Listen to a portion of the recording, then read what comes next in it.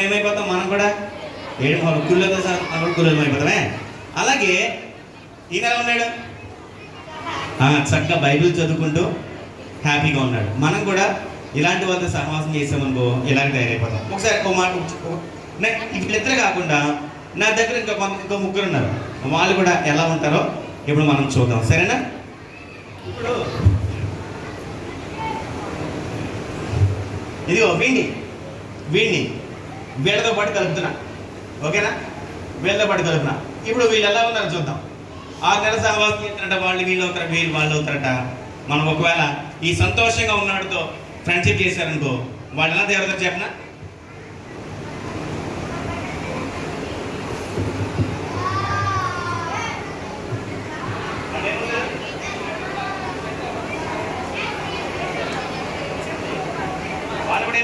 వాళ్ళు ఏమవుతారు?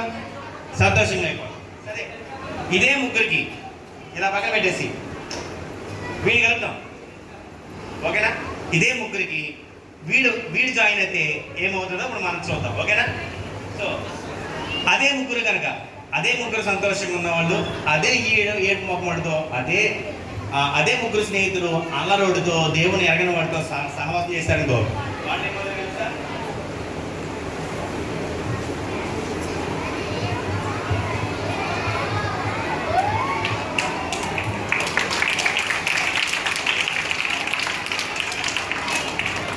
సరే, ఒకవేళ ఈ ముగ్గురు కనుక మరలా తప్పు తెలుసుకుని తమ స్నేహాన్ని మార్చుకుని వారి జీవితం నుంచి వీడి తీసేసి పక్కన పడేసి ఎవరైతే వాక్యం చదువుకుంటున్నారో వారితో కనుక వీడి స్నేహం చేస్తే వాళ్ళు ఏమవుతారు చెప్పనా?